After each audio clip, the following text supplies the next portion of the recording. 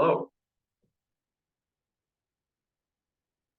If Nietzsche's birth time is correct, that we have from a biography, within about 4 minutes, then he was having a Pluto transit during what was arguably the most decisive period of his life. Now, this proved to be very interesting. So, in this series of videos, I intend to confirm Nietzsche's 10 a.m. birth time, which is a suspicious one given its approximate nature. It's rounded off.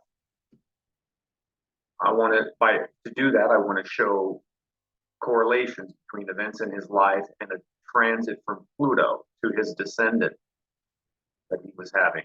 The descendant being a very time-sensitive point in the chart, but a very important one, that being an angle. Two, I want to agree and support the idea that the heartbreak or unrequited love that he suffered was a major cause of his rapid decline and eventual mental breakdown that he's infamous for having had. And this is,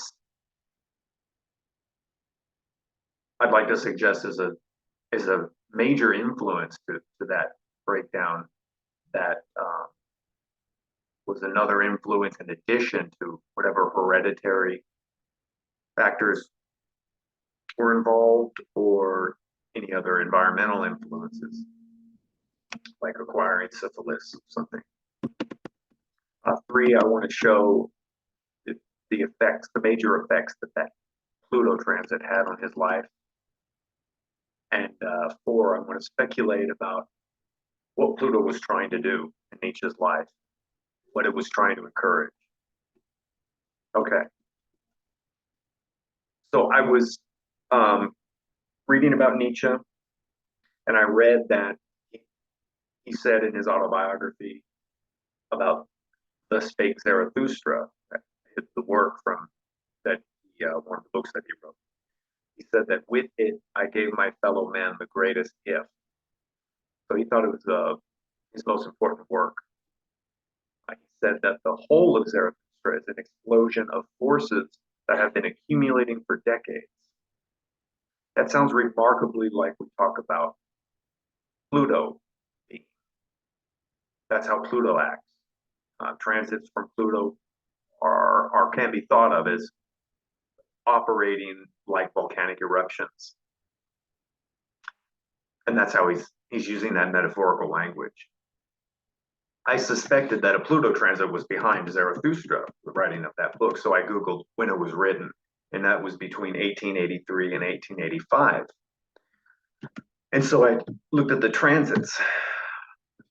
And so if I bring up a bi-wheel of that time period,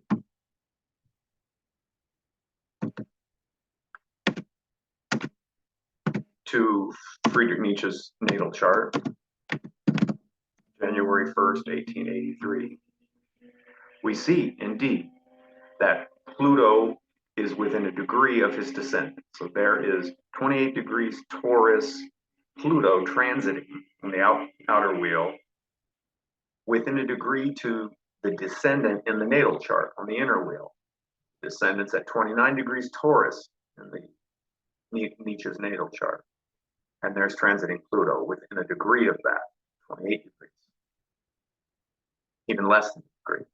Okay, so far so good. It said that he wrote it between 1883 and 1885.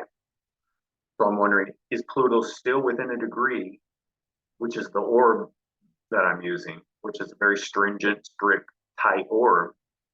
Is it still within an orb 2 years later? So we'll go 1 year later and look. We see it's at 29 degrees. Just remember the descendant's at 29 degrees, so it's still within a degree. And then in January 1st, 1885, 2 years later, we see it a little bit over a degree of that descendant, a degree in 15 minutes. Still pretty close. So it's very likely that we have a close to exact birth time within a couple minutes or a minute or something. It's whatever it is, it's close. even though it's suspicious at 10 o'clock, I think there's reason to trust it. So, but we want to gain more confidence in this. So I look deeper than that. So I wanted to see, when did Pluto first hit his descendant, and what was going on in his life when that happened. So we can do that here. We can go back, say, to when Pluto was far away from his descendant. So I go back to January 1st, 1881. We see Pluto's at 26 degrees. The descendant is at 29 degrees.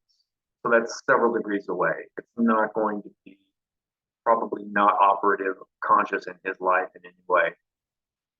So if we look at the time that Pluto went opposite the ascendant, which is conjunct the descendant, we see that that occurs on August 10th, 1881. There's Pluto at 29 degrees 15 minutes to the 29 degrees 15 minutes descendant. So what was happening in his life in August 1881? Nietzsche said, the fundamental idea of the work, referring to Zarathustra, the eternal recurrence, referring to the idea, the specific idea that occurred, the fundamental idea of the work, the eternal recurrence, was first conceived in the month of August 1881. This is from his autobiography. Much of what I quote from him is from his autobiography, if not stated. But I think I stated everywhere.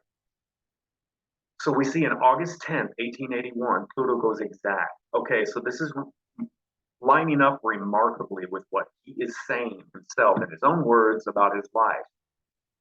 So he says he gets the idea of eternal recurrence. I can't help but point out the similarity, the seeming coincidence that Pluto is thought of in modern astrology as being connected to past lives. And he gets this ideal of eternal recurrence, which Nietzsche was not talking about reincarnation.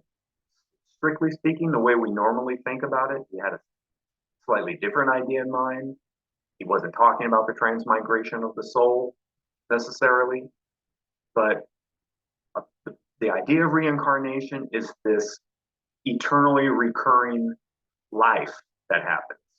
And same thing with the eternal recurrence, that our life we would be sort of subjected to having to live it over and over again, versus the idea of reincarnation, where the soul keeps eternally living new lives in a recurrent fashion. So you can see the at least superficial similarity there, perhaps closer than superficial. But anyway, that's as a side note.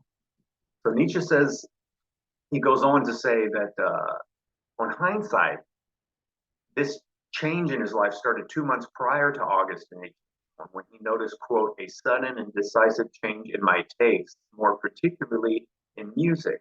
When he looks back on this, he sees, something happened even before that. And we can look to verify that as well through a different way of looking at transits. We can look at the timeline format here. And so here is Pluto opposite the ascendant, which means Pluto conjunct the descendant. And we see August, and we're in 1881 here. And you see in August, like we already saw in the bi-wheel, 10th, it went exact, right? We look 2 months prior to that, we see Pluto is still in orb, within a degree orb, 2 months earlier, when he says this whole really started in hindsight. And that lines up too with every single thing he's saying. So it's astonishing how astrology works and seems to reflect life. And that's one of the things I want to share with you, above and beyond any of the details, is that astrology works. Going on, Nietzsche says that period of gestation for Zarathustra covered 18 months. So from August 1881 to February 1883, he refers to it as a gestation. The analogy of birth is a good one for how transiting Pluto acts. I'm thinking, it feels, I'm thinking. I think that's a good metaphor that he gives us there, without even him knowing that he's undergoing a transit, it's better that he doesn't, to get metaphors from him. So in the timeline format that we just looked at, Pluto transit is active throughout this gestation phase, the conception starting at the beginning, and June, July, starting at the beginning, which is June, July, August 1881. So we see that so June 1881, it's the Pluto transit starts, it comes and it goes and it leaves in December. And we'll go to 1882, and we'll see that here's Pluto conjunct the Descendant coming back in 1882 again throughout, say, half of the year. And then finally in February 1883, we see that Pluto is still active. So we see Pluto being active throughout those 2 years that he's saying was a gestation phase. So here's the conception phase, you might say, when it first gets that idea. Now that it has been conceived, it is gestating for 18 months. Here's 1882. So it's just comes back and it's gestating.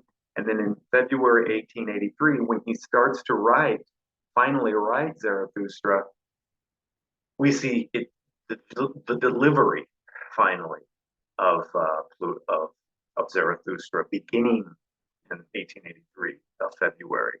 So that idea of a gestation phase for Pluto and how it acts in your life, he gives us perhaps a useful metaphor there. Okay. And he says that the book he published in 1882, before the beginning of Zarathustra, The Gay Science, is what the name of that book was. He says it shows the beginning of Zarathustra. And I just showed you that this transit was active in 1882 as well. So it seems as if this Pluto is making Zarathustra pop up in a book before the book of Zarathustra itself. It's as if Pluto is like a transiting Zarathustra, and that's what activates Zarathustra even before he starts writing Zarathustra. And he makes, in a sense, Zarathustra is a character, and he kind of makes a cameo at the end of that book. So it's very interesting how tied the manifestation of Pluto is to Zarathustra in his life. So Pluto is previewing itself as Zarathustra even before the official Zarathustra begins to be delivered. Okay, so this is the beginning of Zarathustra. This is what Pluto starts to begin in his life and leads him to writing it. And it's shortly after he gets that initial idea in August of 1881. Within a couple months after that, he has another huge event happen just before he begins writing Zarathustra. He meets Lou Salome, and this is a potential friend, a potential romantic partner, and we see that this is beginning to look exactly like we understand Descendant to mean, the other, the relationship, the other part, the other person. So we will see how that plays out with this transit in the next video. Thank you.